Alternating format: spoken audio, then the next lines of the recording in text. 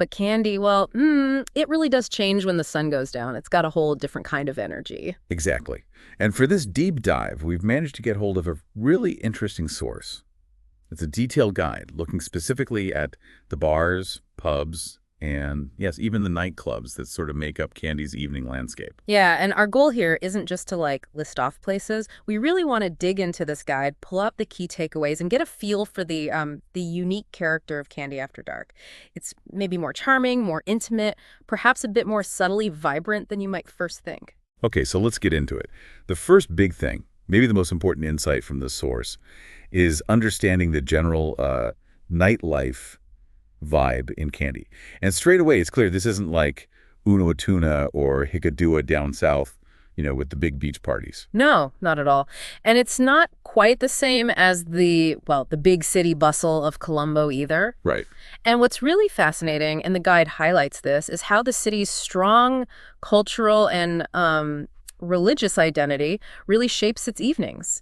Kandy's not just any city, it's a sacred city. And that identity, it kind of flows into everything, including what happens after dark. So that leads to what the guide calls a generally quieter, more maybe intimate, definitely more low-key feel compared to other spots in Sri Lanka. Exactly. So, if you turn up in Kandy expecting huge nightclubs and late-night parties on every corner, well, you might need to adjust your thinking a bit. Yeah, makes sense.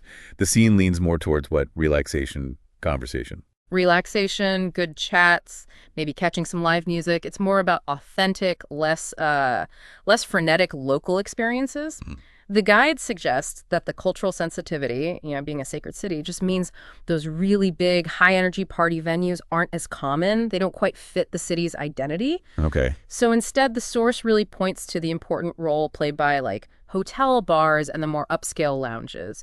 They offer these sort of refined settings, a reliably relaxed atmosphere that seems to work well for tourists and locals just wanting a nice evening out. Right, which brings us to the actual landscape of venues. Yeah. The guide doesn't give this massive list, but calls it more of a curated selection. Yeah. So you've got inviting pubs, those sophisticated lounges you mentioned, and a few places if dancing is specifically what you're after. But it does make it clear those dedicated high-energy dance clubs, they're pretty limited. The main ones, the places really set up for dancing, tend to only really get going on weekends. Which, again, sort of underlines that main Kandy vibe. Yeah. More intimate settings, less about massive parties. Precisely. So let's talk sounds and tastes then. What's the music scene like at night in Kandy? Well, the source describes it as dynamic and kind of evolving. It might not be the main event in every single bar, but you can definitely find live music. And it covers a pretty good range, chill-out stuff, classic rock, pop hits, retro tunes, even contemporary Sri Lankan music. It's quite a mix. The guide actually names a few, like Le Garage, says it has a diverse repertoire, techno, hip-hop, retro. Seems like it's trying to appeal to different ages. Yeah, and OTSC, the Old Traditions Sports Club, that also gets a mention for having live bands or DJs playing pop, retro, classic rock. So yeah, maybe not tons of clubs, but live music spots are definitely around. Okay, and drinks. What's the story there? Beyond the usual, I guess. Oh, you'll definitely find the staples. The local spirit and local beers like Lion are everywhere. That's part of the experience. But the source points to something quite interesting starting to happen, a sort of nascent craft beer scene. Oh, really? Craft beer and Kandy. Is it like a big thing yet? Not yet on the scale you'd find in Colombo, say, where it's more established. But the guide definitely notes that some places in Kandy are starting to add artisanal brews to their menus. Interesting. And are they just standard craft beers, or is there a local twist? Well, that's the really cool part. The source says some are actually integrating local flavors, things like fruits, spices, even tea. Tea in beer, that sounds very Kandy. Doesn't it? It ties right back into Kandy being the center for spices and Ceylon tea. It adds this really nice, distinct local touch to the growing beer scene there. Okay, this is where we get into the nitty-gritty from the source, the specific venues. And given Kandy's setting, views seem to be a big deal. Let's start with those rooftop spots. Yeah, absolutely. The guide really highlights places where the view itself is a huge part of the appeal. Slightly chilled lounge bar and restaurant, for instance. It's described as this relaxed rooftop place, panoramic city and lake views, apparently magical at sunset. You can even watch birds from there. Oh, nice. Beyond the view, they do Asian fusion food mentions, deviled beef, chili chicken cocktails, beers, the usual, plus free Wi-Fi, a pool table, and often live music, more chill out or classic rock. And the owners are mentioned as being really hospitable, making it feel welcoming. Sounds like a great spot to just, yeah, unwind. Yeah. What about Tavern 29 Rooftop Bar? Different vibe. Seems like it. The guide paints it as chicer, more serene, maybe a bit retro. It overlooks the Mahaweli River, which must be stunning.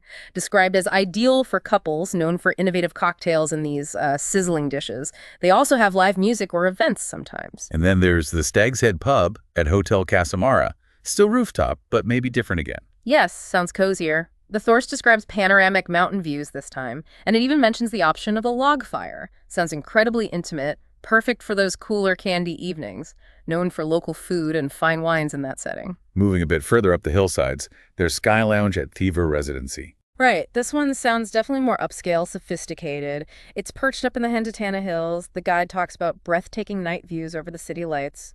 So yeah, think fine wines, fancy cocktails, an upscale dinner menu, very much pitched for romantic evenings or special occasions. And for really wide views, Balmo Rooftop Bar at the Radisson. Yeah, that one gets praise in the guide for being vibrant and having genuinely breathtaking 360-degree views. It's popular for signature cocktails, flavorful dishes, and the service gets a good mention too. Okay, so views are covered, but Kandy's got so much history. Are there places that capture more of that traditional or historic feel? Oh, definitely. The Royal Bar and Hotel Restaurant is a key one from the source. Apparently, it's been a tavern since 1860, so quite possibly the oldest place mentioned in the guide. It mixes that old colonial charm with a more modern inside, plus has an outdoor terrace, good range of drinks, local and international, and importantly, authentic local food. Chicken curry, prawn cakes are mentioned. Wow, 1860. Sounds like stepping back in time, sort of. Yeah, but with modern comforts. And the source mentions this interesting dual setup.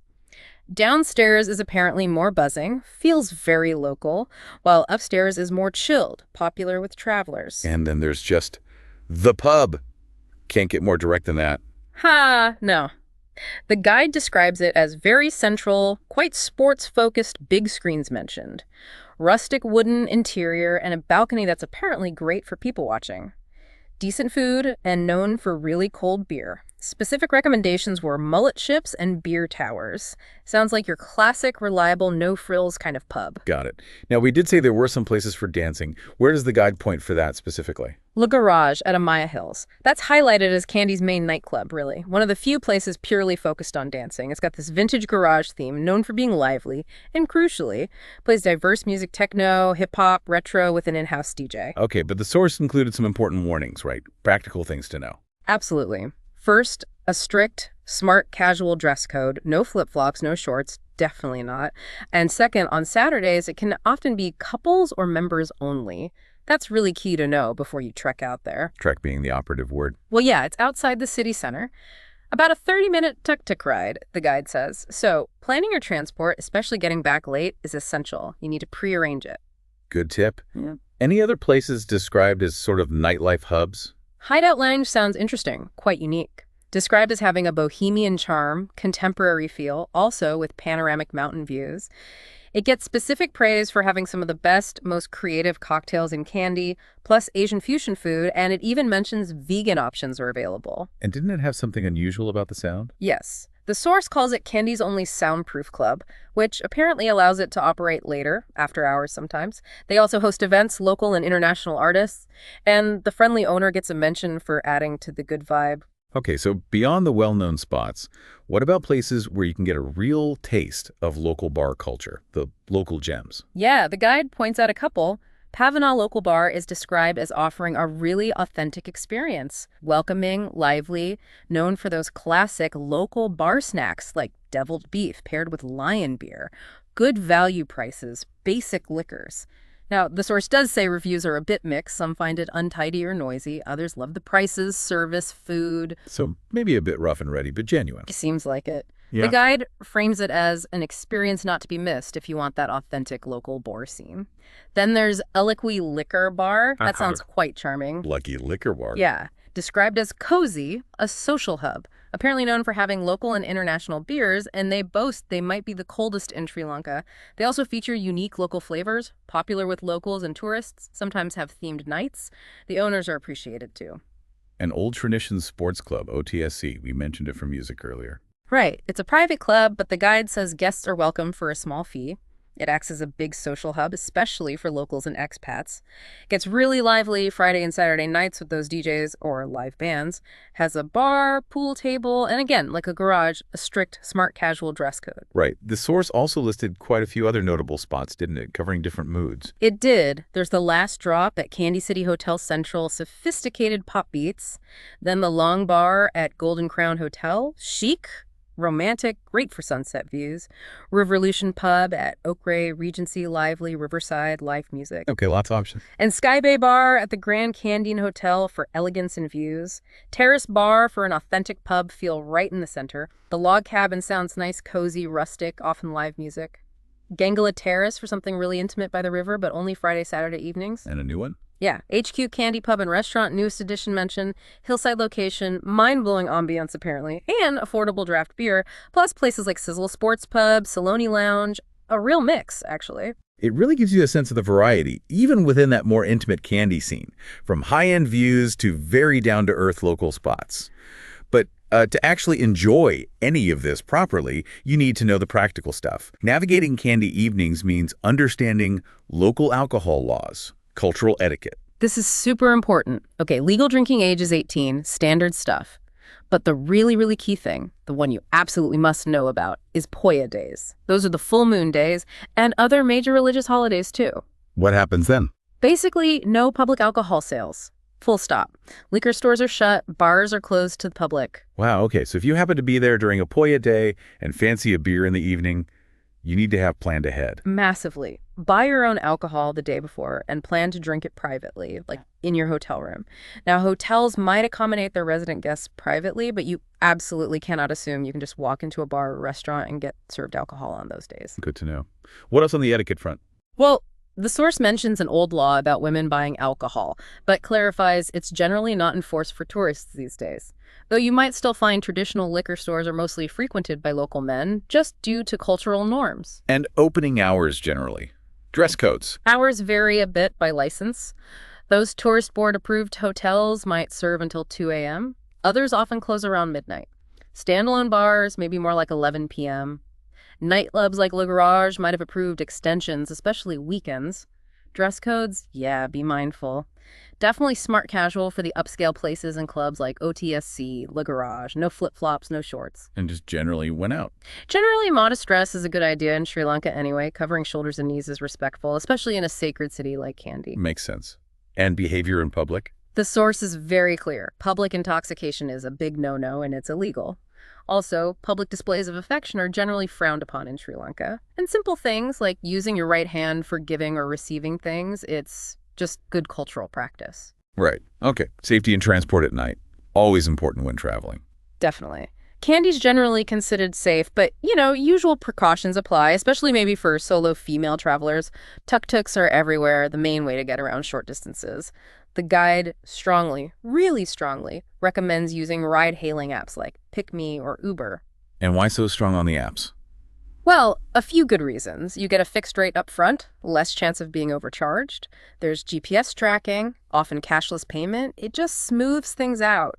The source even hints at a possible taxi mafia near places like the train station, who might try and put you off using apps. Ah, okay. So if you don't use an app, agree on the fare before you get in, always. solid advice. Yeah. And what about getting back from those places a bit further out, like Le Garage or Sky Lounge you mentioned? Crucial point, that one. They're about a 30-minute ride away.